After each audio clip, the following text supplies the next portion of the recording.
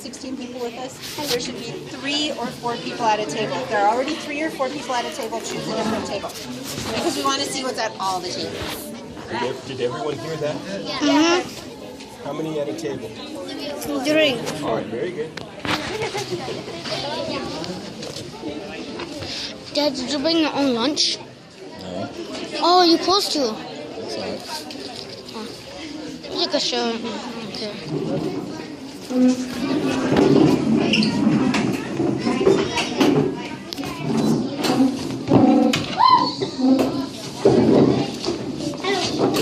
Lucky, there are already 4. Whoa. Choose. There need to be 3 or 4 at each table. So here we go.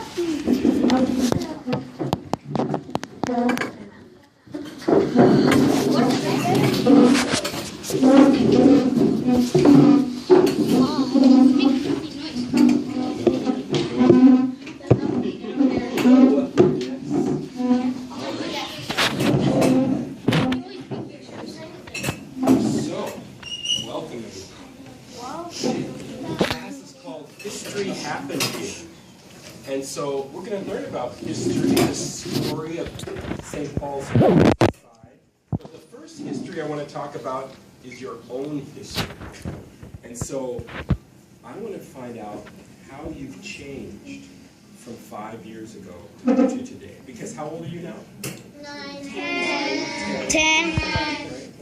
So think about when you were 4 years old or 5 years old, and then today.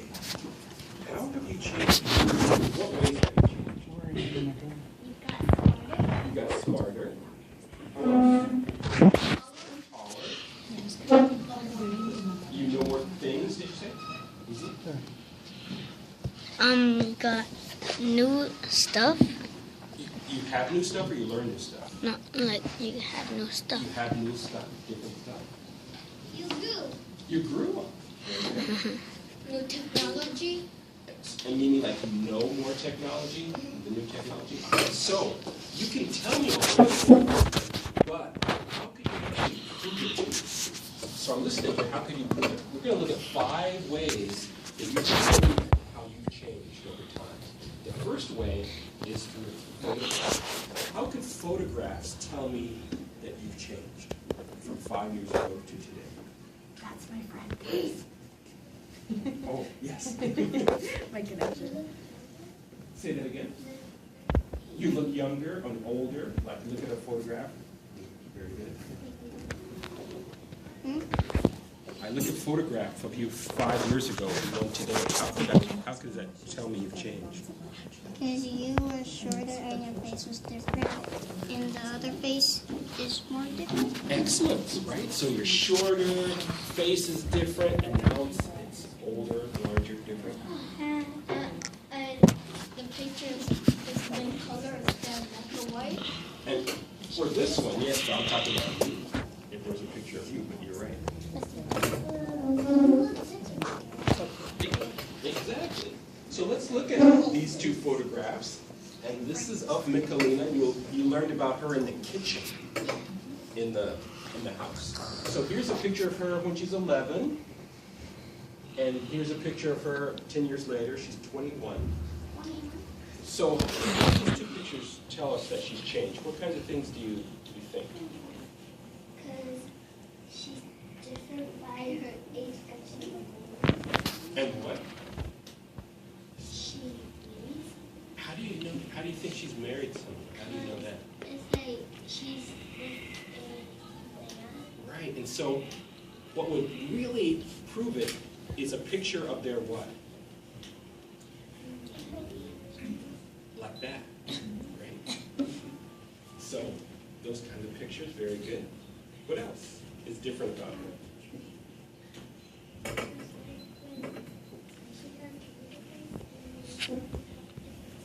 Very good. So she's got a little different face, girl's face, right? And then she's gotten older, so she has more of a mature face, an older face, right? So all the pictures can tell us, prove it. Another one is letters. How can letters prove that you've changed? Your handwriting. So if you wrote a letter when you were 4 or 5, it's going to be a lot different from the handwriting today. And you know stuff to write, like more details and know your punctuation. Excellent, right? So the way you write, what you write about is all going to be different, right? And then think too about maybe someone writing about you. So let's say, is it Pong? So imagine someone wrote a letter about Pong when you were 4.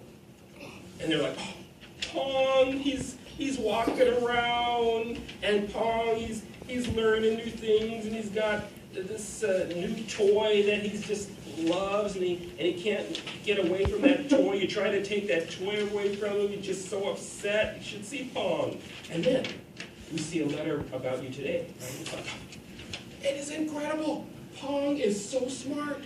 I just can't believe all the things that Pong knows. And he's so good at sports, and he does all these things. It's just amazing. You should see Pong. He's so smart. So we can read letters about people, how they changed too. Now, here is an artifact in the kitchen. Yup. What is it for? Picking up ice. Imagine a person picking up ice, right, and bringing that into your house, and they would put it in your ice box. Did you see that? That wood cabinet? And again, that's because people didn't have what? Refrigerator. Right. So artifacts, these things can tell us how people have changed and life has changed. Now, look at these two artifacts.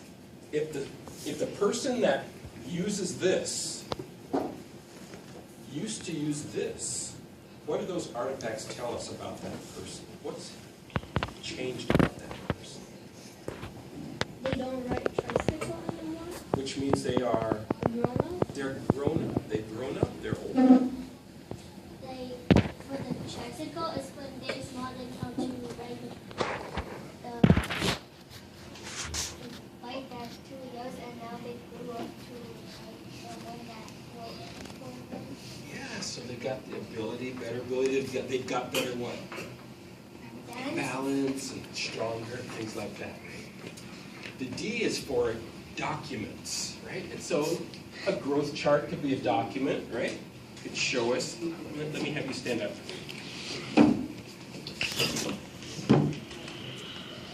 Right here, face them. So imagine, we have a growth chart. Maybe before we would mark you here because that's how tall you were, and then years later we grow into today. I'm gonna get it right. You're like right there, and then maybe years from now you're here, and maybe you're here, and then how tall do you want to be? Up here? Yeah. You want to be up there? So he's gonna be up there. Very good. Just like that. Very good. Thank you very much. So a growth chart can tell us. What about a report card? What can a report card tell us? How well you're doing in school. Maybe from the year before. Are you doing better? Maybe you're working what? Harder. Where your grade is and where Exactly. So maybe you're doing well in school all year after year after year. Maybe you work hard all the time. But a report card could also tell us that you're learning lots of different things. Math and chemistry and biology and all those things, right? Just like that. And the O is for oral history. And so oral has to do with speaking here. And the person speaking about their history, right? Their 1920, and I was 6 months old when he left. When he left Italy for America. And he told my mother that he was going to be gone for 5 years at the most. Well, it didn't take until 10 years that Mom and I were alone in Italy, and he came and got. And then this one. Lúc này tôi từng cả cái cố gắng phẫu thuật rồi thì nhớ đầu thì sáng ra thì nhớ là rồi cho dùng chỉ là thì ô thì cái chỉ tôi được rồi hả ô thà thì chỉ mà thì nó tộc đâu xuống tại rồi nhà nào nó tộc đâu xuống tộc đâu xuống. So, anyone? He's talking about Can you guys understand this? they got to the war and what happened. Yep. War very Lao, right? War Laos, right? So you can record someone just like Lena, this gentleman, and they can tell their story. You have some Kind of devices. and so that's a nice thing for you to think about. Recording, videotaping your parents, asking them questions. What was it like when you were growing up? Tell me about your life. How was it like as you grew up? Your grandparents asking them questions. So we have these tools to help you learn about history. We can do the same with a neighborhood. How has your neighborhood changed from 5 years ago, 50 years ago, 100 years ago? Here are some tools. The first one is maps. How could maps tell you that a place has changed? Yeah, very good. What were you going to say? Indeed, excellent, very good. So these are the maps of the same place. This is the area where that house is on Hopkins Street. And so it was called Railroad Island in the 1880s because the railroad tracks circled all around it like an island. But notice this part that curves right here? That's this part right here. And so 40 years later, 1920, now we've got this Payne Avenue. This is Minnehaha. So if we have Payne Avenue and Minnehaha, what would these buildings be? Your school, right? But it wasn't your school back then. No. What was it back then? A brewery. Very good, right? So the map tells us how it's changed from here to here. And then you see all this shape? That's the same shape as up here. And so now it's more like it is today, and we have Sweet Hollow Park and things like that, right? So maps over time can tell us how neighborhoods change. And then C is for census records. And the census is where the government tries to do this every 10 years. What am I doing?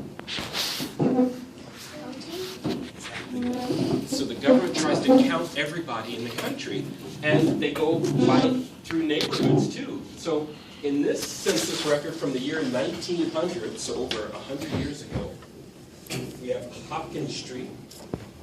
We have 472, right? We're talking about that house.